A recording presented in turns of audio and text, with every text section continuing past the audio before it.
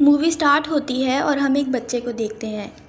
ये बच्चा एक माइन के पास खड़ा होता है और इस माइन में से उसे बहुत डरावनी आवाज़ें आ रही होती हैं।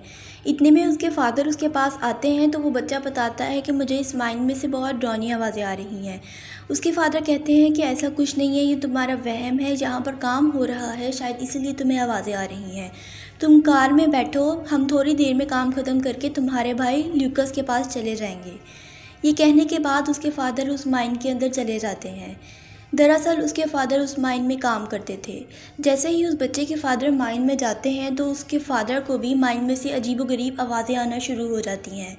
वो फ्लैश लाइट लेकर उन आवाज़ों का ताक़ुब करते हैं तो उन्हें एक क्रिएचर नज़र आता है। वो क्रिएचर उन पर अटैक कर देता है जिससे उसके फादर चीखने लगते हैं। उसके फादर की चीखों की आवाज़ सुनकर कार में मौजूद बच्चा भी डर जाता है और वो डरते डरते माइन के अंदर चला जाता है। माइन के दरवाजे पर वो आहिस्ता आहिस्ता आगे बढ़ने लगता है। इतने में वो क्रिएचर उसे भी अंदर खींच लेता है। उसके बाद हमें मूवी में 3 हफ्तों बाद का वक्त दिखाया जाता है, जहाँ हम एक लड़की जूलिया को देखते हैं जो कि स्कूल टीचर है और बच्चों को पढ़ा रही है। वो बच्चों को एक स्टोरी सुनाती है और क्लास में बैठे एक लड़के ल्यूकस से भी स्टोरी सुनाने को कहती है, मगर ल्यूकस स्टोरी सुनाने से इनकार कर देता है। उसके बाद बच्चों को स्कूल से छुट्टी हो जाती है। कुछ बच्चे मिलकर ल्यूकस का मजाक उड़ाते हैं। ल्यूकस वापसी पर माइन की तरफ चला जाता है, जहाँ उसे एक जानवर मरा हुआ मिलता है। वो उस जानवर को अपने बैग में डाल लेता है और अपने घर की तरफ आ जाता है। घर आकर वो एक दरवाजे की तरफ आता है जो कि एक बहुत मिस्टीरियस किस्म का दरवाज़ा था और जिसके ऊपर लॉक लगा हुआ था। उसके बाद हमें मूवी में जूलिया का सीन दिखाया जाता है, जो अपने भाई पॉल के साथ रहती है। उनके पेरेंट्स की डेथ हो चुकी है। पॉल एक पुलिस ऑफिसर है। ल्यूकस अपने कमरे में बैठा कुछ तस्वीरें देख रहा होता है कि उसे कुछ उस दरवाजे में से कुछ अजीब किस्म की आवाज़ें सुनाई देती हैं। ये देखकर ल्यूकस बहुत डर जाता है। फिर हमें अगले दिन का वक्त दिखाया जाता है, जहाँ पर जूलिया दोबारा से ल्यूकस को कोई कहानी सुनाने को कहती है। तो ल्यूकस इस बार एक अजीब कहानी सुनाता है कि एक शहर में 3 भालू रहते थे। वो सब लोग आपस में बहुत हंसी खुशी रहते थे, लेकिन फिर एक दिन 2 भालू बहुत ज़्यादा गुस्से वाले हो गए और तीसरा भालू अकेला रह गया। जूलिया उसकी ये कहानी सुनकर बहुत हैरान होती है और उसे अप्रिशिएट करती है कि तुमने बहुत अच्छी कहानी सुनाई है। स्कूल से छुट्टी पर कुछ बच्चे फिर से ल्यूकस को तंग करते हैं। वो बच्चे ल्यूकस को मारते भी हैं, मगर इस दफ़ा जूलिया आकर ल्यूकस को बचा लेती है और उसे डॉक्टर के पास ले जाती है।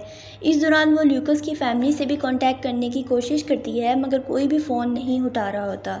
जूलिया बहुत ज़्यादा डर जाती है। फिर हमें ल्यूकस के घर पर वो मिस्टीरियस डोर दिखाया जाता है जो कि पूरी तरह से बंद था। उस डोर में से एक स्ट्रेंज क्रिएचर झांक रही होती है। मूवी के नेक्स्ट सीन में हम देखते हैं कि ल्यूकस स्कूल से छुट्टी पर वापस आ रहा है और एक रेस्टोरेंट की खिड़की से अंदर झांक रहा है। ल्यूकस को ऐसा करते देखकर जूलिया उसके पास आ जाती है और उसे रेस्टोरेंट में ले जाती है। ल्यूकस जूलिया को बताता है कि उसका एक भाई है जो हमेशा उसके फादर के साथ रहता है। जूलिया जब ल्यूकस से उसके फादर के बारे में पूछती है तो ल्यूकस कुछ नहीं बताता, बल्कि वहाँ से उठकर चला जाता है। फिर रास्ते में ल्यूकस को एक मरा हुआ जानवर मिलता है। ल्यूकस उस जानवर को अपने बैग में रख लेता है। जूलिया ल्यूकस की फैमिली से मिलने के लिए उसके घर पर आती है, मगर उसके घर से उसे बहुत अजीब किस्म की आवाज़ें सुनाई देती हैं, जिसे सुनकर जूलिया बहुत ज़्यादा डर जाती है और वहाँ से भाग आती है। ल्यूकस घर आकर उस मुर्दा जानवर के छोटे छोटे पीसीस करता है और उसे प्लेट में रख लेता है। फिर वो उस प्लेट को उस लॉक्ड डोर में ले जाता है, जहाँ पर नाजरीन हम देखते हैं कि ल्यूकस के फादर और ल्यूकस का भाई है और इन दोनों की हालत बहुत ख़राब हो चुकी है, क्योंकि उस अजीब क्रिएचर ने इन लोगों को काट लिया था और ये लोग इन्फेक्टेड हो गए थे। अब इन्हें ज़िंदा रहने के लिए मुर्दा जानवरों को खाना था, जो कि ल्यूकस उन्हें पहुँचाया करता। दूसरी तरफ जूलिया अपने भाई पॉल को सब कुछ बता देती है कि मुझे ल्यूकस का बिहेवियर बहुत अजीब लगता है और मुझे उसका घर में कोई गड़बड़ लगती है। जूलिया का भाई उसे वहाँ जाने से मना करता है। उसके बाद हम ल्यूकस को देखते हैं जो कि अपने घर में बैठा हुआ है और कुछ पेंटिंग्स बना रहा है। इतने में उस दरवाजे में से उसका भाई पुकारता है कि मुझे भूख लगी है, मुझे कुछ खाने के लिए चाहिए, लेकिन ल्यूकस इन आवाज़ों को इग्नोर करता है और सो जाता है। अगले दिन सुबह उठकर ल्यूकस एक माइन की तरफ आता है और वहाँ पर जानवर को ट्रैप करने की कोशिश करता है। दरअसल वो ये सब इसलिए कर रहा था कि वो अपने भाई और बाप को खाना देना चाहता था। उसी दिन जंगल में एक आदमी को एक डेड बॉडी मिलती है। उस डेड बॉडी की हालत बहुत ख़राब होती है। ऐसा लग रहा था जैसे किसी क्रिएचर ने उस डेड बॉडी की ये हालत कर दी हो। वो आदमी उस डेड बॉडी के बारे में पुलिस को इन्फॉर्म कर देता है। जूलिया ल्यूकस की बनाई हुई पेंटिंग्स देखती है और उसे ये पेंटिंग्स बहुत अजीब लगती हैं। वो इन पेंटिंग्स को प्रिंसिपल के पास लेकर चली जाती है और प्रिंसिपल को सब कुछ बता देती है। प्रिंसिपल जूलिया को कहती है कि तुम फिक्र मत करो, मैं ल्यूकस के घर जाऊंगी और जाकर उसके फादर से बात करूंगी। डॉक्टर ऑफिसर पॉल को बताता है कि ये किसी क्रिएचर के काटने के नहीं बल्कि किसी इंसान के काटने के निशान हैं। ल्यूकस की प्रिंसिपल ल्यूकस के पेरेंट्स से मिलने उसके घर चली जाती है। वहाँ उसे वो बंद दरवाज़ा दिखाई देता है। वो उस दरवाजे को खोलकर अंदर चली जाती है, जहाँ उसे एक जगह ल्यूकस का भाई बैठा हुआ नज़र आता है। लेकिन अचानक ही पीछे से ल्यूकस के फादर उस प्रिंसिपल पर अटैक कर देते हैं और उस प्रिंसिपल को मार देते हैं। ल्यूकस के फादर की हालत बहुत ख़राब होने लगती है और नाजरीन हम देखते हैं कि वो स्ट्रेंज क्रिएचर अब ल्यूकस के फादर की बॉडी में से बाहर आ रही थी। ल्यूकस स्कूल से वापस आ रहा होता है कि ल्यूकस के पीछे वही लड़का आ जाता है जो कि उसे अक्सर तंग किया करता था। लेकिन इससे पहले कि वो उसे तंग करता, वो क्रिएचर ल्यूकस पर हमला करने की कोशिश करती है। लेकिन ल्यूकस साइड पर हट जाता है तो वो क्रिएचर उसी लड़के को मार देती है। ल्यूकस भागकर अपने घर आता है तो उसे अपने घर के बाहर प्रिंसिपल की गाड़ी खड़ी हुई नज़र आती है। ल्यूकस टटक जाता है कि कोई मसला ज़रूर है। वो भागकर उस लॉक्ड डोर के पास आता है लेकिन दरवाज़ा अंदर से खुला होता है। ल्यूकस के फादर और उसका भाई अंदर से गायब होते हैं। ल्यूकस ये सब देखकर बहुत डर जाता है। जगह जगह खून के निशान बिखरे होते हैं। उसे समझ आ गई थी कि उसके फादर ने उसकी प्रिंसिपल को मार दिया है और वो दोनों यहाँ से भाग गए हैं। ल्यूकस अभी सब झगड़े में नहीं पड़ना चाहता था, इसलिए वो प्रिंसिपल की कार को कवर से ढक देता है। इसके बाद वो फर्श पर मौजूद खून के निशान भी साफ करना शुरू कर देता है। लेकिन तभी ल्यूकस के घर के बाहर पॉल की एंट्री हो जाती है।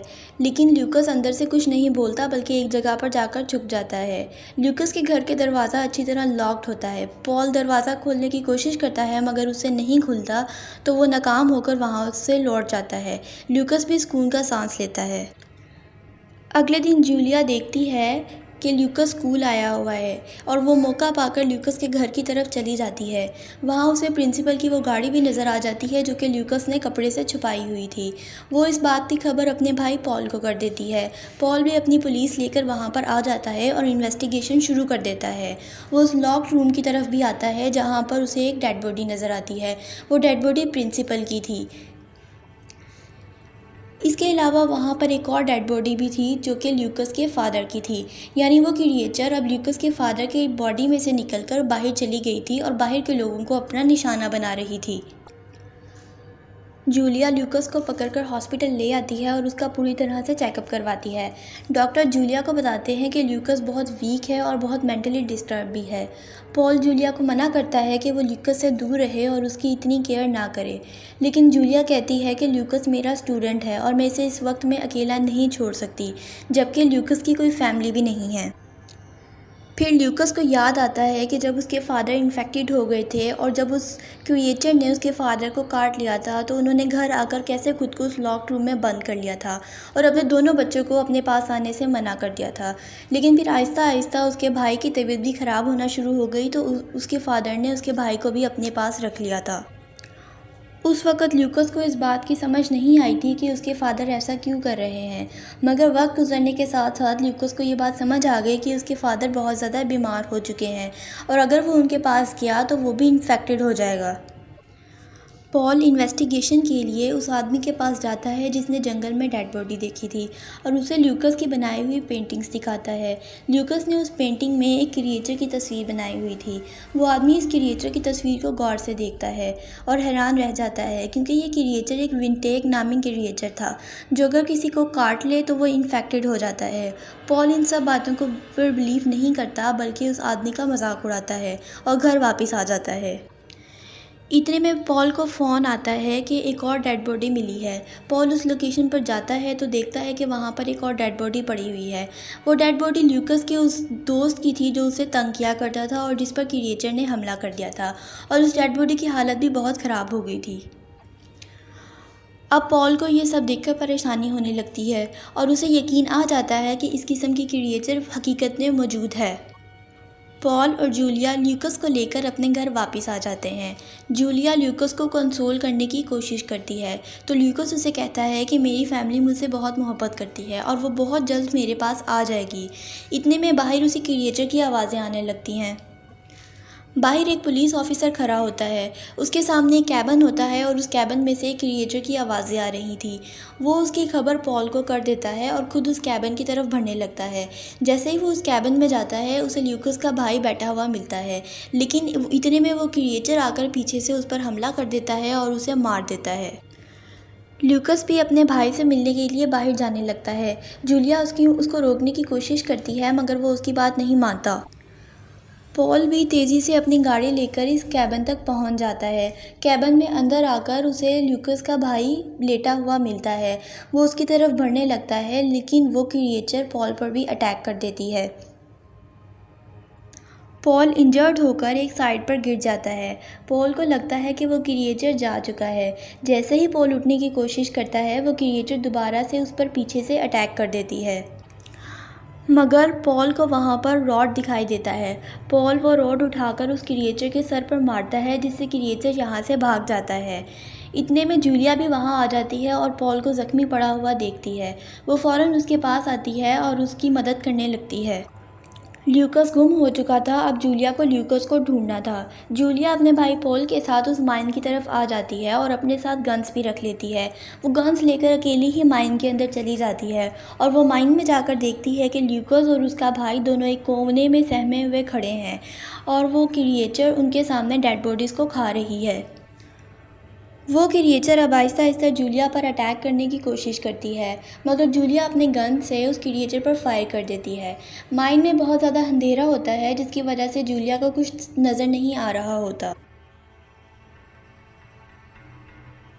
उसे एक फ्लेयर गन मिल जाती है, जिसे वो उस क्रिएचर की तरफ कर देती है।